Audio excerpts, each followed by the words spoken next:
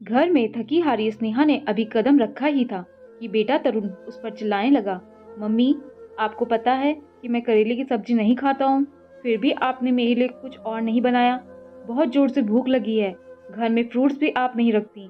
एक तो कॉलेज में आज प्रोफेसर ने पका दिया और फिर थके हारे आओ तो घर में कुछ मिलता ही नहीं है। पीछे पीछे बेटी तासी भी कमरे से बाहर आ गई। आज का दिन ही खराब है। एक तो क्लास टेस्ट अच्छा अच्छा नहीं गया और आपने मेरे लिए सलाद भी काट के नहीं रखा। आपको पता है कि मैं डाइटिंग पर हूँ। आपसे एक काम ढंग से नहीं होता।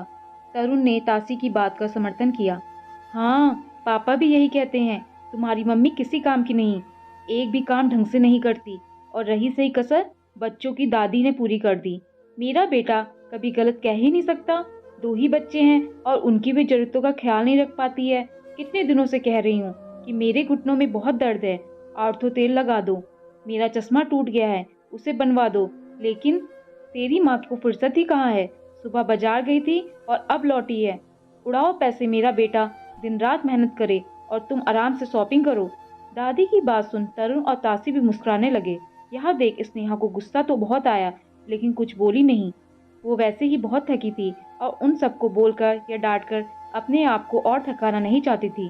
किचन में जाकर पानी पिया, फिर उसने अपने हैंडबैग से सासू जी का चश्मा निकाला और उनको दे दिया। शॉपिंग बैग में औरतों तेल निकालकर उनके सामने रख दिया। फ्रूट्स निकाला और धोकर फ्रूट्स बास्केट में रख दिया। बाजार से लाई सब्जियां निकालकर बेटी के लिए सलाद काटकर उसे दे दिया और फिर कमरे में चली गई। जरा सा कुछ कहो नहीं, तुम्हारी मम्मी मुंह फुला लेती है। मेरा सामान लाकर कोई एहसान नहीं किया। मेरे बेटे की कमाई से लाई हो और यही सब पहले कर देती तो हम भी गुस्सा नहीं करते। फालतू में हम सबका दिमाग खराब कर दिया। कनिका जी अपनी झेब मिटाने के लिए भी स्नेहा को ही दोष दे रही थी। अभी तक आप समझ ही गए होंगे कि स्नेहा की क्या स्थिति है। अपने ही घर में शायद एक पंचिंग बैग की, जो आता मुक्का मारकर चला जाता। अरे, अभी आप पति जी अनिल से तो मिले ही नहीं। जब घर के बाकी सदस्यों का यह व्यवहार था तो उनसे कुछ अलग ही उम्मीद बिल्कुल भी मत करिएगा। शाम को घर आते ही कनिका जी ने दिन का सारा ब्यौरा बेटे को सुना दिया कि स्नेहा की वजह से तरुण और तासी भूखे रह गए और बाजार से लेट आई तो वो भी दवा समय से नहीं खा पाई। अनिल का मूड ऑफिस में बॉस की डांट के कारण वैसे ही बहुत खराब था और घर में स्नेहा की शिकायत, उसका भी सारा गुस्सा स्नेहा पर फूट पड़ा। यार, तुम करती क्या हो घर में? मैं ऑफिस में बॉस की डांट सुनूं और घर आकर तुम्हारी कामचोरी की शिकायतें सुनूं? किसी काम की नहीं हो। मेरा घर अगर तुमसे नहीं संभाला जा रहा तो साफ साफ कह दो, मैं नौकर रख लेता हूँ। कम से कम इस रोज रोज की शिकायतों से बच जाऊंगा। स्नेहा, जिसने अपनी 20 साल की शादी में सिर्फ पति, बच्चे और सासू जी और उनके रिश्तेदारों को खुश करने में बिता दिया, आज यह सुनकर उसकी भी सहने की शक्ति पूरी तरह से खत्म हो गई। उसने कुछ नहीं बोला, लेकिन मन ही मन एक फैसला कर लिया। उसने 2-4 जगह फोन किया और रात का काम खत्म किया और सो गई। स्नेहा के घर से एक बार फिर तरुण, तासी, अनिल और कनिका जी के चिल्लाने की आवाज सुनाई दे रही थी। मम्मी, मेरा दूध ब्रेड कहाँ है? मुझे आज ओट्स चाहिए। बहू, मेरे लिए आज उपमा बना दो। स्नेहा, मेरा टिफिन और नाश्ता कहाँ है? स्नेहा किचन से निकल कर आई। आप सभी को क्या, कैसे और कितना खाना है, इसे बता दीजिए। किचन से एक औरत बाहर आई। ये माया है, आज से आप सभी की जरूरतों का यही ख्याल रखेगी। ये क्या मजाक है स्नेहा? अनिल गुस्से से बोला। हमारे घर में आज तक कोई काम वाली नहीं रखी गई। तुम्हें तो सिर्फ मेरे बेटे की कमाई लूटना आता है। यह घर का काम करेगी तो तुम क्या करोगी? कनिका जी भी तल्खी से बोली। मम्मी जी, मैं वही करूंगी जो 20 सालों से आप लोगों की नजरों में करती आई हूँ, आराम। और अनिल, आपने ही कल कहा था कि अगर मुझको आपका घर नहीं संभाल रहा तो आपको साफ साफ कह दूं, आप नौकर रख लेंगे। तो आज मैं आपको बाकी लोगों को साफ साफ बता रही हूँ कि अब मुझसे आपका घर नहीं संभाला जाएगा। आप सभी को तकलीफ है ना, तो इसलिए माया को काम पर रख दिया। अब आपको जो चाहिए, जितना चाहिए, सब माया को समझा दीजिएगा। स्नेहा, यह क्या नया नाटक शुरू कर दिया? स्नेहा की बात से बौखलाए अनिल गुस्से से बोला। नाटक? यह नाटक नहीं है। नाटक तो आज तक आप सभी मेरे साथ करते आए हैं। आप पति बनने का, सासू जी माँ बनने का, और तरुण, तासी, अब उन्हें क्या कहे। आज तक जिस घर को अपना समझकर संभालती आई, कल पता चला कि वो तो मेरा है ही नहीं।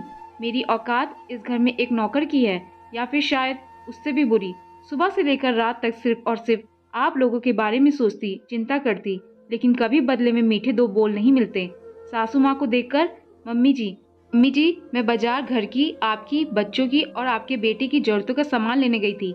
आपके बेटी की कमाई से अपने लिए कुछ नहीं लाई, थकी हारी धूप में घर आई, किसी ने एक गिलास पानी भी नहीं पूछा, उल्टा शिकायतों का बैग लेकर सब शुरू हो गए मुझ पर चिल्लाने। तरुण के कॉलेज में कुछ गलत हुआ तो उसका गुस्सा मेरे ऊपर निकाल दिया। तासी का पेपर खराब हुआ तो उसने भी अपना गुस्सा मुझ पर निकाल दिया। अनिल को बॉस से डांट पड़ी तो उसका फ्रस्ट्रेशन मुझ पर निकाल दिया। और मम्मी जी, इन्हें पता नहीं मुझसे कौन से जन्म की खुन्नस है, कभी आज तक प्यार से 2 मीठे बोल नहीं बोले। आप सभी ने मुझे पंचिंग बैग समझ लिया है, जिसका मन करता है आता, अपनी भड़ास और चिड़चिड़ापन निकाल कर चला जाता।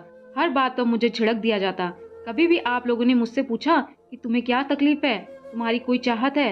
इसमें आप लोगों की कोई गलती नहीं, क्योंकि हम औरतों को अपनी इज्जत करवाना आता ही नहीं। मम्मी जी, आपका बेटा अगर ऑफिस से मेहनत करता है तो मैं भी दिन रात घर में मेहनत करती हूँ। आपका बेटा सुबह 9 से 5 बजे तक नौकरी करता है, जिसमें संडे के अलावा और भी छुट्टी मिलती है, लेकिन मैं 24x7 और वो भी बिना छुट्टी लिए आपके बेटे का घर संभालती हूँ। सबको उनकी जरूरतों का हर चीज सही तरीके से मिल जाता है, फिर भी मुझे कहा जाता है कि मैं किसी काम की नहीं और ना ही मैं ढंग से काम करती हूँ। इसलिए मैं आज और अभी से आपकी घर की जिम्मेदारी छोड़ रही हूँ। अपने कमरे में जाते हुए स्नेहा पलटकर बोलती है, अनिल अनिल औरत सारी जिंदगी अपने वजूद को भुलाकर मकान को घर बनाने में लगा देती है और बदले में सिर्फ यही चाहत रखती है कि घर के सभी सदस्य उससे सम्मान दे, उससे प्यार के 2 बोल बोले। लेकिन अफसोस, मैं पूरे घर की जरूरतों का ख्याल रखती हूँ, लेकिन तुम सब मिलकर भी अकेली मेरा ख्याल नहीं रख सके। सभी की आंखें शर्म से झुक गई। सच ही तो कहा था स्नेहा ने, सभी ने जाने अनजाने उसे पंचिंग बैग समझ लिया था। अगर आपके घर वाले भी आपके साथ यही व्यवहार कर रहे हैं तो आप भी पंचिंग बैग बनना बंद कर दें।